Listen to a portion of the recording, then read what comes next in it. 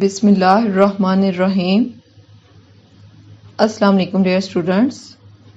I am Bushra Parveen, Subject Specialist Physics at Divisional Public School and College Sahiwal. Today we will discuss about ball and ball system, important features of simple harmonic motion and important terms in simple harmonic motion, which is from chapter number 10, Simple Harmonic Motion and Waves. After studying these topics, student will be able to explain simple harmonic motion with ball and ball example, describe important features of simple harmonic motion, define the terms vibration, time period, frequency and amplitude.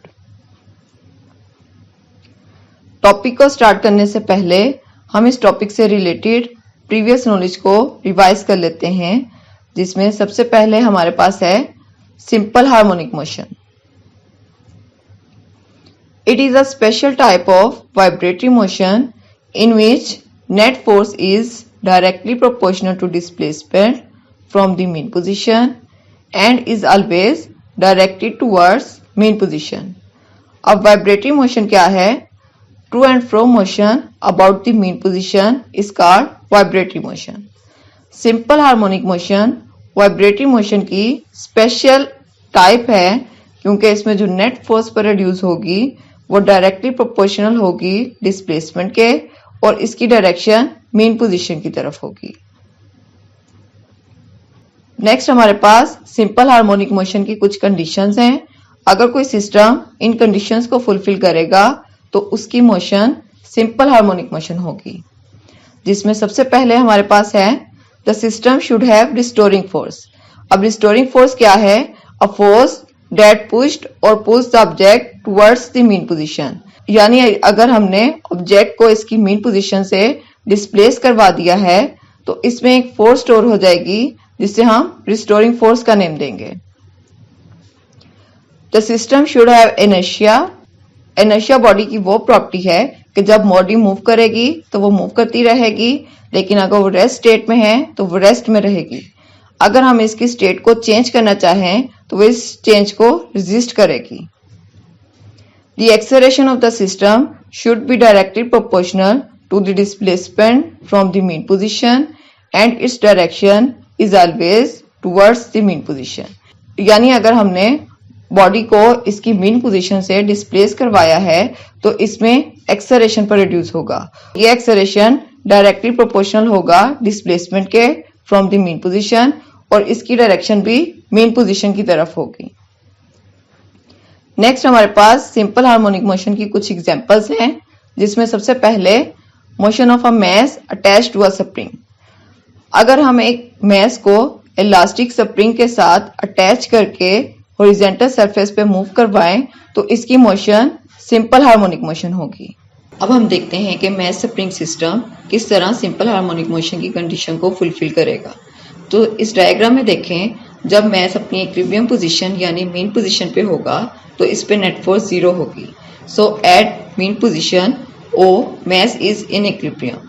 लेकिन अगर हम इसे mean position से displace करवा के extreme position पे ले जाएं, क्योंकि स्प्रिंग इलास्टिक मटेरियल है, तो इलास्टिक मटेरियल को जब भी हम कंप्रेस करें या स्ट्रेच करें तो इसमें एक फोर्स स्टोर हो जाती है, जिसे हम रिस्टोरिंग फोर्स का नेम देते हैं। So at extreme position a elastic force of a spring act as a restoring force. According to Hooke's law, this restoring force is directly proportional to displacement, और इसकी डायरेक्शन डिस्प्लेसमेंट की direction से opposite यानी mean position की तरफ होगी।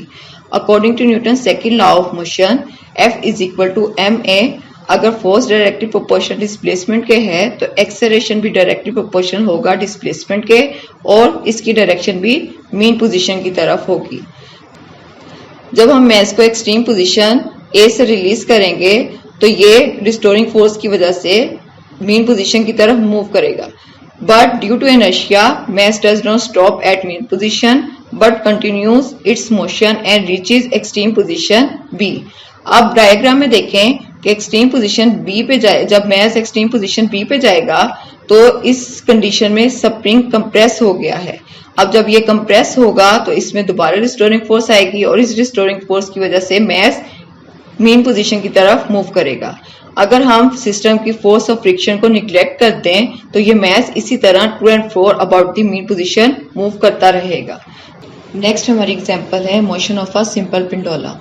अब simple pendulum है क्या? Simple pendulum consists of a small bob of mass m suspended from a light string of length l fixed at its upper end।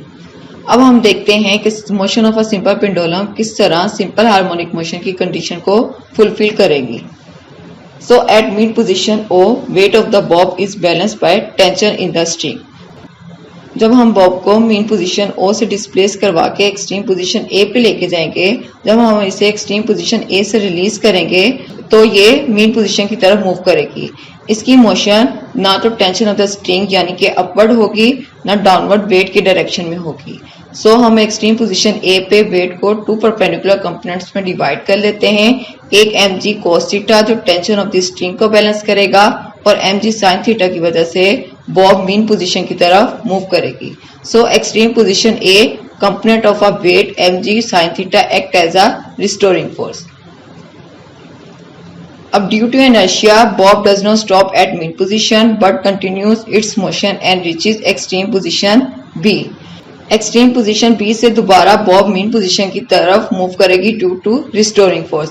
अगर हम फोर्स ऑफ फ्रिक्शन को सिस्टम से निग्लेक्ट कर दें तो ये बॉब इसी तरह अपनी मोशन को कंटिन्यू रखेगी।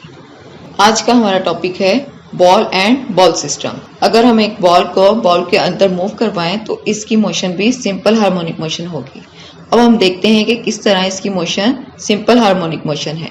इस डायग्राम में देखें, जब बॉल मीन पोजीशन पे होगी तो इसका वेट डाउनवर्ड होगा और इस वेट को बैलेंस करने के लिए बॉल की सरफेस बॉल पे एक फोर्स लगाएगी, अपवर्ड फोर्स लगाएगी, जिसे हम normal reaction of the surface कहते हैं। क्योंकि ये इक्वल एंड ऑपोजिट डायरेक्शन में होंगे तो ये एक दूसरे के इफेक्ट को कैंसिल कर देंगे। So net force at equilibrium position is 0। At mean position weight of the ball is balanced by normal reaction of the surface on the ball। जब हम बॉल को मीन पोजीशन से मूव करवा के extreme position पे लेके जाएंगे तो वेट की वजह से इसमें एक फोर्स स्टोर हो जाएगी जिसे हम रिस्टोरिंग फोर्स का नेम देंगे। लेकिन एक्सट्रीम पोजीशन पे भी हम वेट को टू परपेंडिकुलर कंपोनेंट्स में डिवाइड कर देते हैं। mg cos theta normal reaction of the surface को बैलेंस करेगा और mg sin थीटा की वजह से बॉल मीन पोजीशन की तरफ मूव करेगी। लेकिन क्योंकि ये वेट का ही एक कंपोनेंट है तो हम सिंपली यही कह देंगे कि at extreme position A weight of the ball act as a restoring force. जब बॉल एक्सट्रीम पोजीशन A से मीन पोजीशन की तरफ मूव करेगी तो इस पे जब मीन पोजीशन पे आएगी तो इसकी रिस्टोरिंग फोर्स खत्म हो जाएगी। लेकिन ड्यू टू इनर्शिया ये मीन पोजीशन पे स्टॉप नहीं करेगा बल्कि एक्सट्रीम पोजीशन B की तरफ मूव कर जाएगा। अब जब due to inertia ball does not stop at mean position but continues its motion and reaches extreme position B। अब जब ये एक्सट्रीम पोजीशन B पे जाएगा तो दोबारा वेट की वजह से इसमें रिस्टोरिंग फोर्स आएगी और ये मीन पोजीशन की तरफ मूव करेगा। अगर हम फोर्स ऑफ फ्रिक्शन को इस सिस्टम से निग्लेक्ट कर दें तो ये बॉल इसी तरह मूव करती रहेगी। नेक्स्ट हम देखते हैं कि किस पोजीशन पे एक्सेलरेशन और वेलोसिटी मैक्सिमम होगी और किस पोजीशन पे मिनिमम। हम जानते हैं कि एक्सेलरेशन डायरेक्टली प्रोपोर्शनल है डिस्प्लेसमेंट के। डायरेक्टली प्रोपोर्शनल का मतलब है कि अगर एक क्वांटिटी इंक्रीज कर रही है तो उसकी वजह से दूसरी क्वांटिटी भी इंक्रीज करेगी और अगर एक क्वांटिटी डिक्रीज कर रही है तो इसकी वजह से दूसरी क्वांटिटी भी डिक्रीज करेगी। अगर हम इस डायग्राम में देखें तो मीन पोजीशन पे डिस्प्लेसमेंट 0 होगा। अगर डिस्प्लेसमेंट 0 है तो एक्सेलरेशन भी 0 होगा। लेकिन अगर हम बॉल को मीन पोजीशन से डिस्प्लेस करवा के एक्सट्रीम पोजीशन A पे ले जाएं तो एक्सट्रीम पोजीशन A पे डिस्प्लेसमेंट मैक्सिमम होगा। अगर डिस्प्लेसमेंट मैक्सिमम होगा तो एक्सेलरेशन भी मैक्सिमम होगा। So acceleration is maximum at extreme position and 0 at mean position. Next हम देखते हैं कि वेलोसिटी किस पोजीशन पे 0 होगी और किस पोजीशन पे मैक्सिमम। जब हम बॉल को मीन पोजीशन से डिस्प्लेस करवा के एक्सट्रीम पोजीशन A पे लेके जाएंगे तो एक्सट्रीम पोजीशन A पे कुछ समय के लिए बॉल की मोशन स्टॉप हो जाएगी। सो एक्सट्रीम पोजीशन पे वेलोसिटी 0 होगी। लेकिन जब बॉल एक्सट्रीम पोजीशन से मीन पोजीशन की तरफ मूव करेगी तो इसकी वेलोसिटी इंक्रीज होना स्टार्ट होगी और एक्सट्रीम मीन पोजीशन पे आके इसकी वेलोसिटी मैक्सिमम हो जाएगी। लेकिन जब ये मीन पोजीशन ओ से एक्सट्रीम पोजीशन बी की तरफ मूव करेगी तो वेट की वजह से इसकी वेलोसिटी डिक्रीज होना स्टार्ट होगी और एक्सट्रीम पोजीशन बी पे जाके कुछ लम्हे के लिए इसकी वेलोसिटी 0 हो जाएगी। So velocity 0 at extreme position and maximum at mean position. अब हम नेक्स्ट देखेंगे कि किस पोजीशन पे काइनेटिक एनर्जी और पोटेंशियल एनर्जी 0 होगी और किस पोजीशन पे maximum. The energy possessed by a body due to its motion is called kinetic energy and kinetic energy is equal to 1/2 mv²।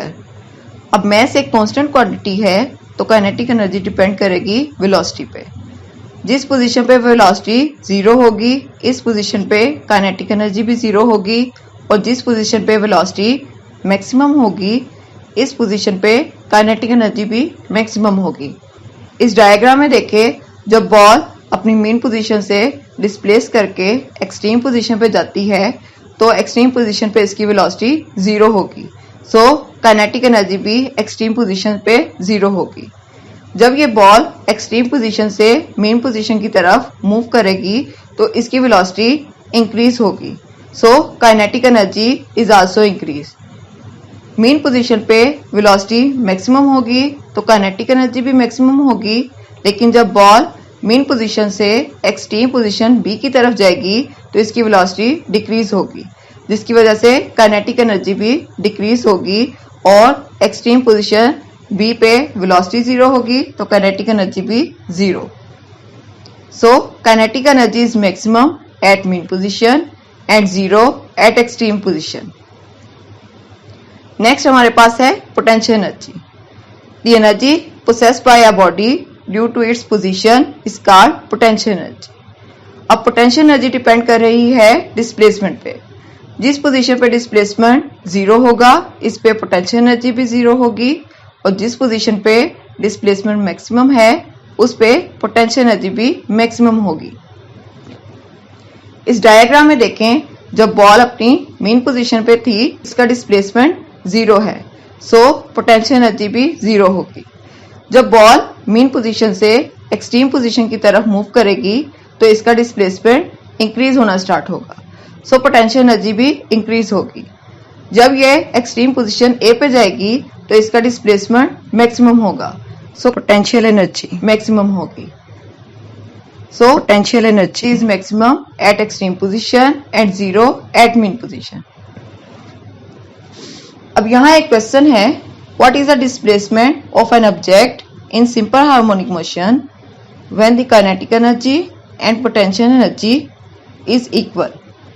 यानी सिंपल हार्मोनिक मोशन में वो कौन सा डिस्प्लेसमेंट है जिसपे काइनेटिक एनर्जी और पोटेंशियल एनर्जी इक्वल होगी। इस डायग्राम में देखें कि जब बॉल मेन पोजीशन से एक्सट्रीम पोजीशन की तरफ मूव करेगी तो इसकी काइनेटिक एनर्जी डिक्रीज हो रही है और पोटेंशियल एनर्जी इंक्रीज। लेकिन ये जब एक्सट्रीम पोजीशन से मेन पोजीशन की तरफ मूव करेगी तो इसकी काइनेटिक एनर्जी इंक्रीज होगी और पोटेंशियल एनर्जी डिक्रीज। लेकिन अगर हम मेन पोजीशन से हाफ डिस्प्लेसमेंट की बात करें तो इस पोजीशन पे काइनेटिक एनर्जी और पोटेंशियल एनर्जी की वैल्यू सेम होगी। सो मेन पोजीशन और एक्सट्रीम पोजीशन के मिड में यानी कि हाफ डिस्प्लेसमेंट पे इसकी काइनेटिक एनर्जी और पोटेंशियल एनर्जी इक्वल होगी। अब हम डेली लाइफ से कुछ एग्जांपल्स लेते हैं और देखते हैं कि इसकी मोशन सिंपल हार्मोनिक मोशन है या नहीं। तो सबसे पहले हमारे पास है movement of a honey bee. इस पिक्चर में भी हम हनी बी की मूवमेंट को देख सकते हैं कि ये वाइब्रेटिव मोशन शो नहीं कर रही, यानी टू एंड फ्रो मूव नहीं कर रही अबाउट द मीन पोजीशन, और ये इसी तरह सिंपल हार्मोनिक मोशन की कंडीशंस को भी फुलफिल नहीं कर रही, बल्कि ये रैंडमली या डिसऑर्डर फॉर्म में मूव कर रही है। सो it is a random motion, not a simple harmonic motion. Next हमारे पास है मोशन ऑफ अ स्विंग। इस पिक्चर में अगर हम स्विंग की मोशन को देखें तो एक तो ये वाइब्रेटिव मोशन शो कर रहा है, यानी टू एंड फ्रो मूव कर रहा है अबाउट द मीन पोजीशन। और नेक्स्ट ये सिंपल हार्मोनिक मोशन की कंडीशंस को भी फुलफिल कर रहा है। जब ये स्विंग एक्सट्रीम पोजीशन पे जाएगा तो रिस्टोरिंग फोर्स की वजह से मीन पोजीशन पे और इनर्शिया की वजह से ये मीन पोजीशन से बैकवर्ड यानी कि दूसरी एक्सट्रीम पोजीशन की तरफ जाएगा और ये इसी तरह अपनी मोशन को कंटिन्यू रखेगा अगर हम फोर्स ऑफ फ्रिक्शन को इग्नोर करते हैं। So it execute simple harmonic motion. Next हमारे पास है motion of a ceiling fan. इस पिक्चर में अगर हम सीलिंग फैन की मोशन को देखें तो ये एक फिक्स एक्सिस के अराउंड स्पिनिंग मूव कर रहा है। इसकी मोशन ना तो वाइब्रेटरी मोशन है यानी टू एंड फ्रो मोशन भी नहीं है और नेक्स्ट ये सिंपल हार्मोनिक मोशन की कंडीशंस को भी फुलफिल नहीं कर रहा। सो it is not a vibratory motion but अगर बॉडी अपने एक्सिस के अराउंड स्पिनिंग मूव कर रही है तो उसकी मोशन कौन सी है? Rotatory motion. नेक्स्ट हमारे पास है motion of a pendulum of a clock. अगर हम इस पिक्चर में क्लॉक के पेंडुलम को देखें तो ये एक तो वाइब्रेटरी मोशन शो कर रही है यानी to and fro about its mean position move कर रही है और सेकंड ये सिंपल हार्मोनिक मोशन की कंडीशंस को भी फुलफिल कर रही है यानी जब ये एक्सट्रीम पोजीशन पे जाएगी तो रिस्टोरिंग फोर्स की वजह से ये मीन पोजीशन की तरफ मूव करेगी और मीन पोजीशन से इनर्शिया की वजह से सेकंड एक्सट्रीम पोजीशन की तरफ जाएगी और इसी तरह अगर हम इसकी फोर्स ऑफ फ्रिक्शन को इग्नोर कर दें तो ये इसी तरह अपनी मोशन को कंटिन्यू रखेगी। अगर हम सिंपल हार्मोनिक मोशन के टॉपिक को समराइज करें तो हमारे पास इसके कुछ इंपॉर्टेंट फीचर्स आते हैं जिसमें सबसे पहले हमारे पास है a body executing simple harmonic motion always vibrates about a fix position. कोई भी बॉडी सिंपल हार्मोनिक मोशन कब शो करती है? जब वो अपनी फिक्स पोजीशन यानी कि मीन पोजीशन के around to and fro move करे। अब जब ये अपनी मीन पोजीशन से एक्सट्रीम पोजीशन पे जाएगी तो रिस्टोरिंग फोर्स इसमें स्टोर हो जाएगी। According to Hooke's law this restoring force is directly proportional to displacement और इसकी डायरेक्शन भी मीन पोजीशन की तरफ होगी। अगर फोर्स डायरेक्टली प्रोपोर्शनल है डिस्प्लेसमेंट के तो according to Newton law F is equal to ma तो एक्सेलरेशन भी डायरेक्टली प्रोपोर्शनल होगा डिस्प्लेसमेंट के और नेगेटिव साइन क्या शो करेगा कि इसकी डायरेक्शन मीन पोजीशन की तरफ होगी। So the magnitude of acceleration is directly proportional to its displacement from the mean position and third is its direction is always towards mean position. Ball and ball example में भी discuss किया कि जब ball mean position से extreme position पे जाती है तो कुछ लम्हे के लिए इसकी मोशन स्टॉप हो जाती है तो एक्सट्रीम पोजीशन पे इसकी वेलोसिटी 0 होगी लेकिन जब ये एक्सट्रीम पोजीशन से मीन पोजीशन की तरफ आती है तो इसकी वेलोसिटी इंक्रीज होते होते मीन पोजीशन पे मैक्सिमम हो जाती है। So its velocity is maximum at the mean position and 0 at the extreme position. अब नेक्स्ट हम सिंपल हार्मोनिक मोशन की कुछ टर्म्स को डिस्कस कर लेते हैं जिसमें सबसे पहले हमारे पास है वाइब्रेशन।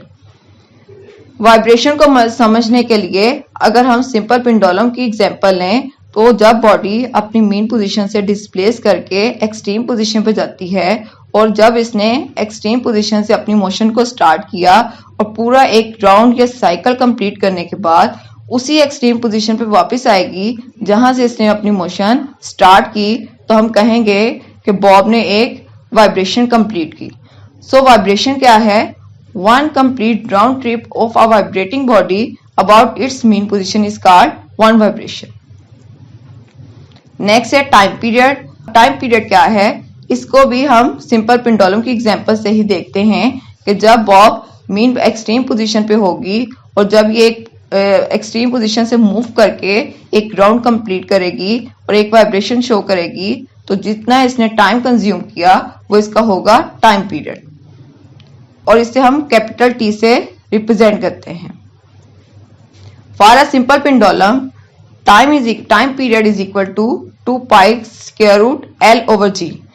अब एक्सेलरेशन ड्यू टू ग्रेविटी की वैल्यू तो कांस्टेंट होती है तो टाइम पीरियड डिपेंड करेगा लेंथ ऑफ द स्ट्रिंग पे। अगर स्ट्रिंग की लेंथ ज्यादा होगी, इट्स मीन उसने एक वाइब्रेशन कंप्लीट करने में ज्यादा टाइम लिया, तो इसका टाइम पीरियड ज्यादा होगा। लेकिन अगर स्ट्रिंग की लेंथ कम होगी तो ये कम टाइम में अपनी एक वाइब्रेशन को कंप्लीट करेगी, इट्स मीन उसका टाइम पीरियड कम होगा। अब हम मैथ स्प्रिंग सिस्टम में टाइम पीरियड देख लेते हैं कि वो किस पे डिपेंड करता है।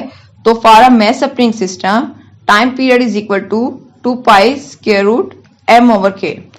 अब m क्या है, मैस है, और k है spring constant. Spring constant time period के इनवर्स है और मैस टाइम पीरियड के डायरेक्टली प्रोपोर्शनल है। अगर जो मैस हमने स्प्रिंग के साथ अटैच किया है मैस कम होगा, तो इट्स मीन उसका टाइम पीरियड भी कम होगा। लेकिन अगर वो मैस ज्यादा होगा तो इसका टाइम पीरियड भी ज्यादा होगा। नेक्स्ट हम स्प्रिंग कांस्टेंट को देख लेते हैं कि अगर स्प्रिंग कांस्टेंट की वैल्यू कम होगी तो टाइम पीरियड ज्यादा होगा, क्योंकि ये इनवर्स रिलेशन है। अगर स्प्रिंग कांस्टेंट की वैल्यू ज्यादा होगी तो टाइम पीरियड कम होगा। क्योंकि टाइम का यूनिट सेकंड है तो टाइम पीरियड का भी यूनिट सेकंड होगा। नेक्स्ट हमारे पास है फ्रीक्वेंसी। और फ्रीक्वेंसी क्या है, द नंबर ऑफ वाइब्रेशंस और cycles of a vibrating body in 1 second is called it's frequency. Frequency क्या है कि 1 सेकेंड में वाइब्रेटिंग बॉडी जितने नंबर ऑफ वाइब्रेशन या साइकिल्स कंप्लीट करती है वो इसकी फ्रीक्वेंसी होगी, और हम इसे स्मॉल f से रिप्रेजेंट करते हैं। It is a reciprocal of time period. अब ये टाइम पीरियड के रेसिप्रोकल यानी कि इनवर्स क्यों है। टाइम पीरियड में हमारे पास नंबर ऑफ वाइब्रेशन फिक्स थी, यानी कि नंबर ऑफ वाइब्रेशन 1 थी और टाइम फिक्स नहीं था। लेकिन फ्रीक्वेंसी में हमारे पास टाइम फिक्स है, यानी कि 1 सेकेंड है, और नंबर ऑफ वाइब्रेशन फिक्स नहीं है। सो ये एक दूसरे के इनवर्स हैं। So it is a reciprocal of time period. Frequency is equal to 1 over time period, और इसका यूनिट साइकिल पर सेकेंड या वाइब्रेशन पर सेकेंड या इसे हर्ट्ज भी कहते हैं। नेक्स्ट हमारे पास है एम्पलीट्यूड। एम्पलीट्यूड को भी समझने के लिए अगर हम सिंपल पेंडुलम की एग्जांपल ले लें, तो जब बॉब मीन पोजीशन से एक्सट्रीम पोजीशन की तरफ मूव करेगी, वो चाहे मीन पोजीशन से एक्सट्रीम पोजीशन ए की तरफ हो या मीन पोजीशन से एक्सट्रीम पोजीशन बी की तरफ हो, तो वो मीन पोजीशन से एक्सट्रीम पोजीशन तक जितना मैक्सिमम डिस्प्लेसमेंट कवर करेगी तो हम कहेंगे कि ये इसका एम्पलीट्यूड है, और इसे कैपिटल ए से रिप्रेजेंट करते हैं। So amplitude is the maximum displacement of a vibrating body on either side from its mean position is called its amplitude. क्योंकि डिस्प्लेसमेंट का यूनिट मीटर है, सो एम्पलीट्यूड का भी यूनिट मीटर होगा। अगर हम इस लेक्चर को रिकैप करें तो हमने देखा कि motion of a ball in a bowl is the example of simple harmonic motion. क्योंकि जब हम एक बॉल को मीन पोजीशन से डिस्प्लेस करवा के एक्सट्रीम पोजीशन पे ले जाते हैं तो वेट की वजह से इसमें एक फोर्स स्टोर होगी जिसे हम रिस्टोरिंग फोर्स का नेम लेंगे। इस रिस्टोरिंग फोर्स की वजह से बॉल मीन पोजीशन की तरफ मूव करती है। इनर्शिया की वजह से बॉल मीन पोजीशन पे स्टॉप नहीं करेगी बल्कि एक्सट्रीम पोजीशन बी की तरफ मूव कर जाएगी। अगर हम फोर्स ऑफ फ्रिक्शन को निग्लेक्ट कर दें तो बॉल इसी तरह अपनी मोशन को कंटिन्यू रखेगी। फिर हमने देखा कि डिस्प्लेसमेंट की वजह से बॉल का एक्सेलरेशन मीन पोजीशन पे 0 होगा और एक्सट्रीम पोजीशन पे मैक्सिमम, और वेलोसिटी एक्सट्रीम पोजीशन पे 0 होगी और मीन पोजीशन पे मैक्सिमम। क्योंकि काइनेटिक एनर्जी वेलोसिटी पे डिपेंड करती है, सो काइनेटिक एनर्जी एक्सट्रीम पोजीशन पे 0 होगी और मीन पोजीशन पे मैक्सिमम। अगर हम पोटेंशियल एनर्जी को देखें तो पोटेंशियल एनर्जी डिस्प्लेसमेंट पे डिपेंड करती है, तो पोटेंशियल एनर्जी मीन पोजीशन पे 0 होगी और एक्सट्रीम पोजीशन पे मैक्सिमम। इसके बाद हमने सिंपल हार्मोनिक मोशन के इंपॉर्टेंट फीचर्स को डिस्कस किया कि जब बॉडी फिक्स पोजीशन के अराउंड वाइब्रेट करती है तो इसकी मोशन सिंपल हार्मोनिक मोशन होगी। इसका एक्सेलरेशन डायरेक्टली प्रोपोर्शनल होगा डिस्प्लेसमेंट के फ्रॉम द मीन पोजीशन, और इसकी डायरेक्शन हमेशा मेन पोजीशन की तरफ होगी। और वाइब्रेटिंग बॉडी की वेलोसिटी मीन पोजीशन पे मैक्सिमम होगी और एक्सट्रीम पोजीशन पे 0। लास्ट पे हमने सिंपल हार्मोनिक मोशन की टर्म्स को डिस्कस किया, जिसमें सबसे पहले हमारे पास थी वाइब्रेशन। यानी वाइब्रेटिंग बॉडी जब एक राउंड या साइकिल कंप्लीट करके इसी पोजीशन पे वापस आ जाए जहां से इसने मोशन स्टार्ट की थी, तो हम कहेंगे कि बॉडी ने एक वाइब्रेशन कंप्लीट की। और एक वाइब्रेशन कंप्लीट करने में बॉडी ने जितना टाइम कंज्यूम किया वो इसका टाइम पीरियड कहलाएगा। नेक्स्ट थी फ्रीक्वेंसी। फ्रीक्वेंसी क्या थी कि एक सेकंड में वाइब्रेटिंग बॉडी जितने नंबर ऑफ साइकिल्स या वाइब्रेशंस को कंप्लीट करेगी वो इसकी फ्रीक्वेंसी होगी। और लास्ट पे था एम्पलीट्यूड। एम्पलीट्यूड क्या था, यानी बॉडी मेन पोजीशन से एक्सट्रीम पोजीशन तक जितना मैक्सिमम डिस्प्लेसमेंट कवर करेगी वो इसका एम्पलीट्यूड होगा।